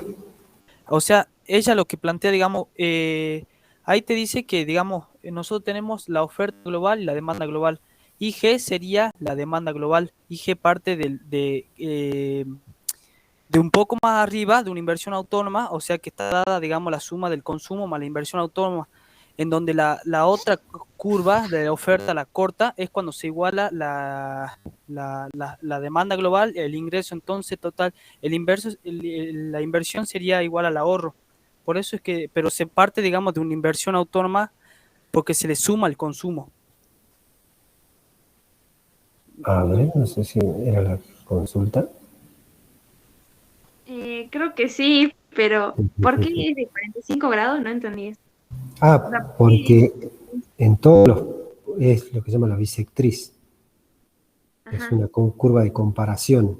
En todos los puntos de la bisectriz, la demanda equipara a, bueno, el ingreso o la oferta, como decís.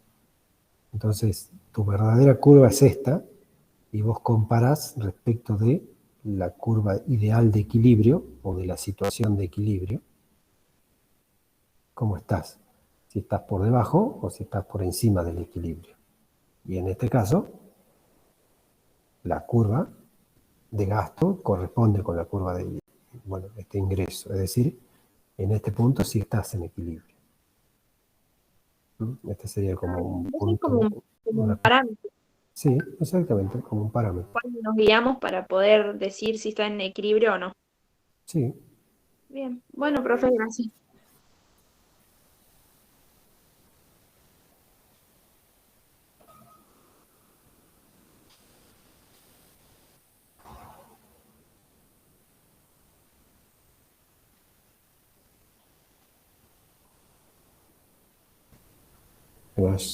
No.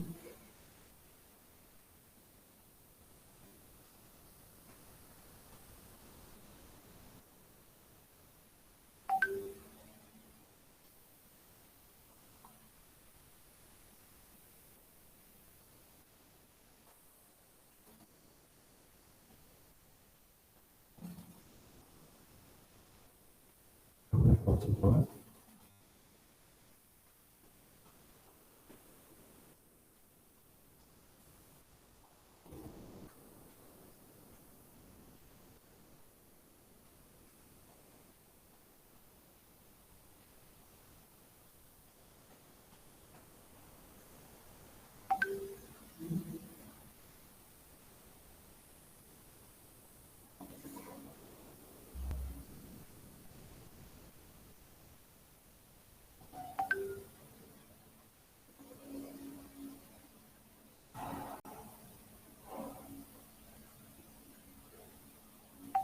Ah.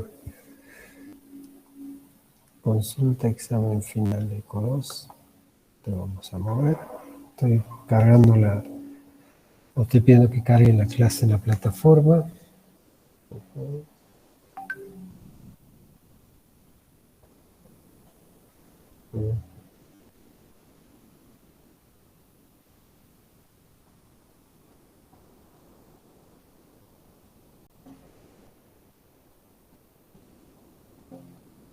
No. ¿Alguna otra consulta, gente?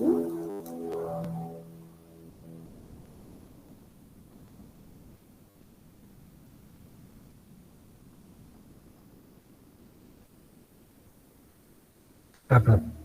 Profesor, el multiplicador de la inversión en la economía nacional impulsa el Estado a favor de las empresas. ¿Cómo? El multiplicador de la inversión en la economía, la impulsa el Estado a favor de las empresas exportadoras.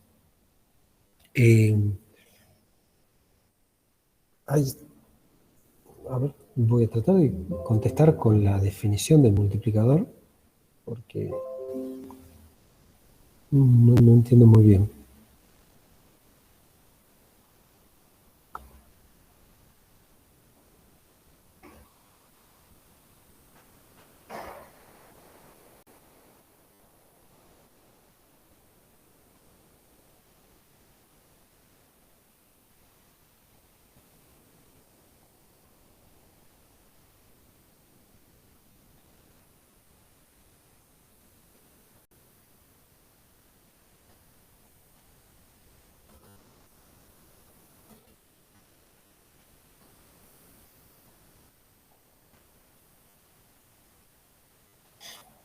A ver, el multiplicador de la inversión, en realidad, sí, nosotros lo llamamos K chiquitito, y lo que decimos es, se define como el incremento del ingreso atribuido a un aumento de la inversión.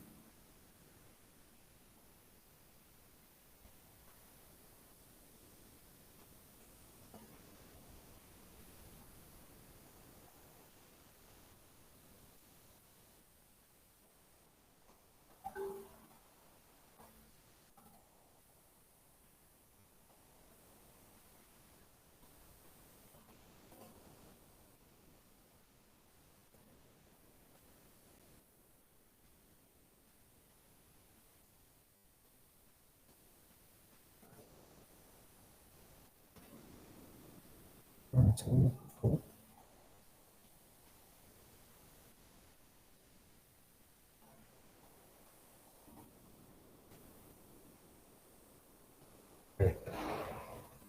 En tamaño y en forma, en los distintos modelos, es equivalente al multiplicador del gasto público,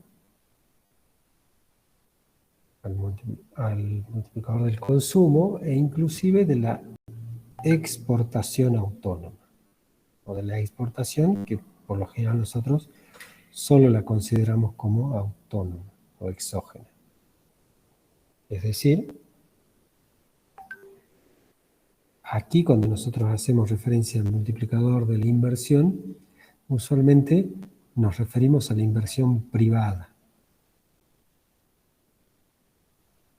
Acá nos referimos a la inversión, al gasto público, y esto que está acá, lo de la exportación, se corresponde con un cambio en las exportaciones que lo hace un agente que llamamos sector externo, entendiendo las exportaciones como las compras que decide de manera exógena el resto del mundo realizar a nuestra economía. Acá vos me preguntabas sobre el multiplicador de la inversión, bueno, es este, el multiplicador del gasto es este, y la exportación es este. Un cambio en el multiplicador, un aumento en la inversión, o en el gasto o en la exportación, desplaza el ingreso.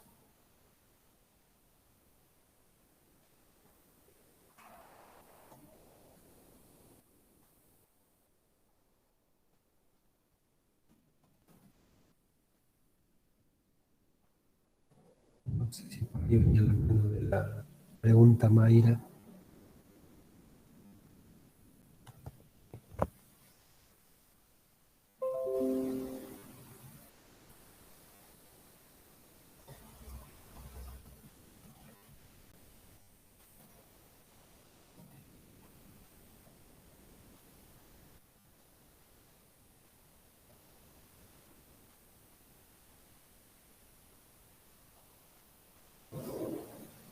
Bueno.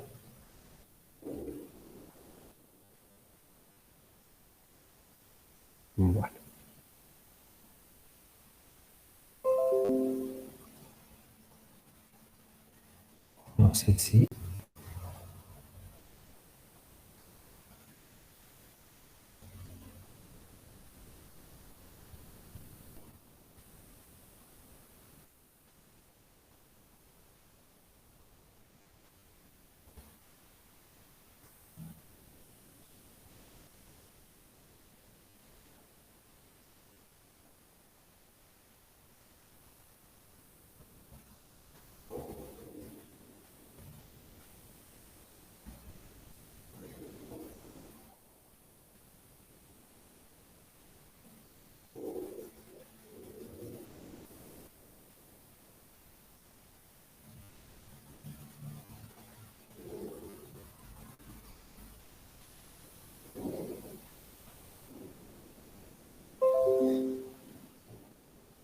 Bueno.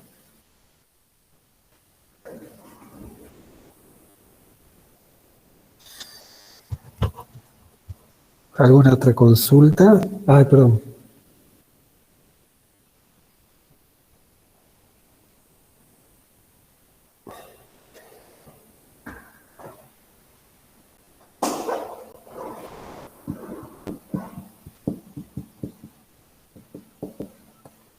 No sé si...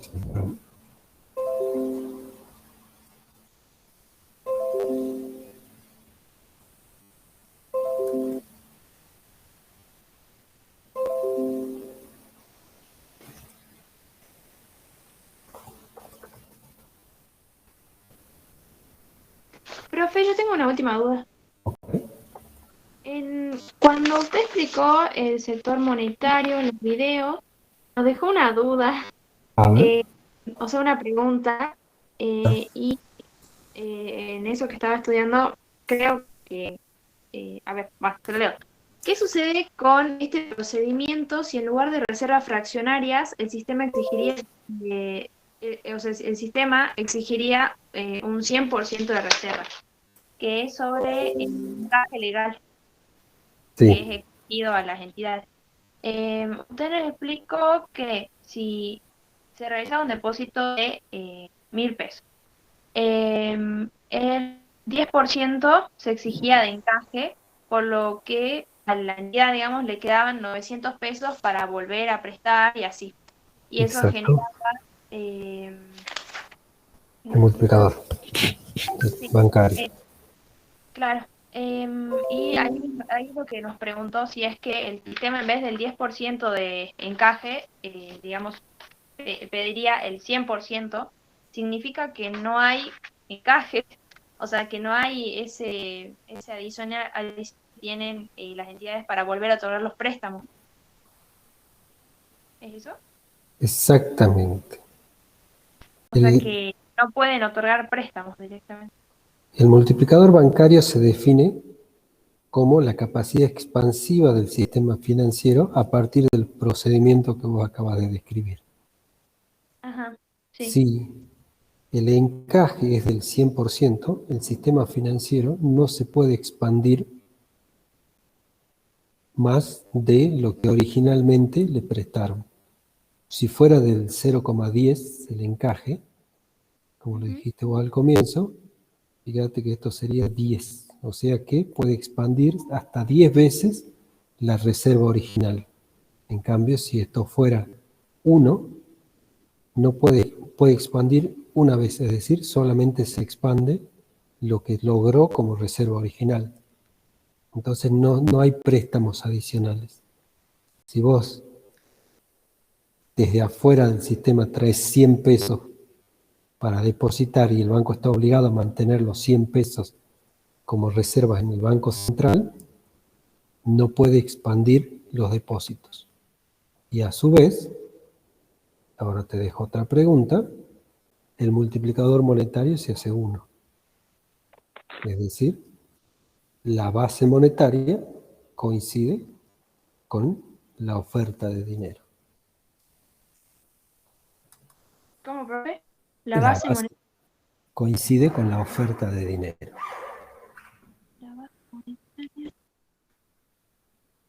Ah, claro. Exacto. Sí. Entonces, lo que yo tengo que preguntarme es, ¿qué significa? ¿Qué cosa? No, Ah, es que exacto, me dijo que me porque dejaba otra pregunta, está bien. sucede que la diferencia entre el dinero de alta potencia y la oferta monetaria son los depósitos. Ahí me salió una carita. Son los depósitos. Ahora, si los depósitos no se pueden expandir, la base monetaria, el dinero que efectivamente imprime el Banco Central, va a ser la oferta monetaria. En Bien. cambio ahora la oferta monetaria es el dinero que efectivamente imprime el central más los depósitos. Pero los depósitos son los que en verdad se imprimieron, en el caso de la reserva total. Claro.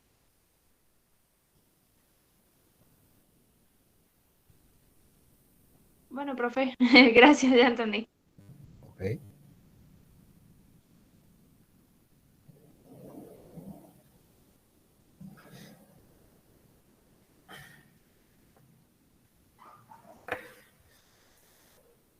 Bueno, si no hay otra consulta, creo que ya podríamos dejar aquí. Ya pedí que carguen el video, así que capaz que en breve lo hacen. El programa está en el Moodle, ¿no? Claro que tengo el programa, pero el último es el que cargamos en el Moodle de la materia. ¿No tenés acceso? Ah, no sé cómo te paso por acá el programa. Muchas voy a cargar en el chat, a ver.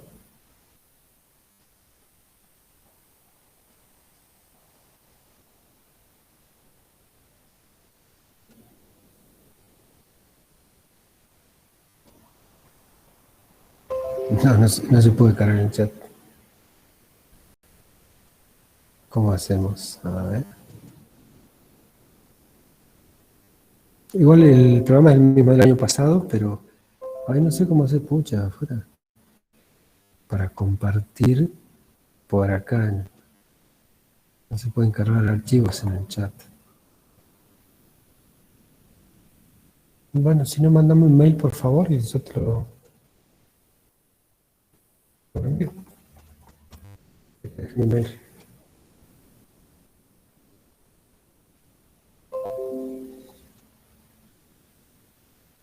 Sí, Ujú. una pregunta Sí, rápida sí. sobre el examen final.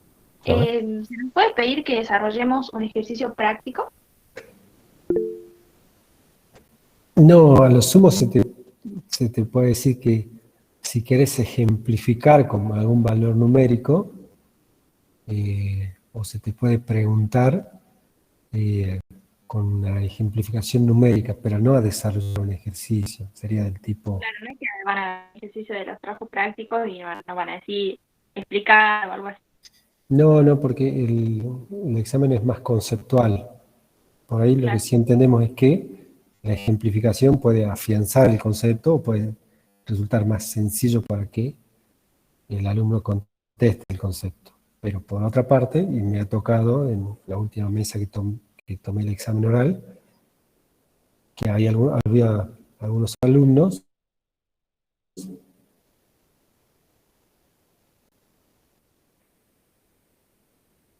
que sabían explicar un tema con un ejercicio numérico, más no lo entendían conceptualmente. Entonces ahí al revés, ahí está bastante mal claro. eso. Bueno, pero ¿Ok? Y creo que en Mario no debe aparecer nadie ahora porque me acaban de avisar que todavía no terminaron de cargar las regularidades, que la estaban tratando de cargar todas juntas. Por ahí si tienen algún problema con la inscripción, bueno, me pueden escribir un mail. Lamentablemente no les garantizo que pueda solucionar los temas porque usualmente cuando hay problemas con la inscripción son problemas en alumnos, pero bueno, por lo menos consulta cualquier duda, bueno, me escriben. Suelo contestar a veces todo seguido o a veces me demoro un par de horas. pero siempre contento. Sí, pasa que en mi caso, las veces pasadas sí aparecí y esta vez no.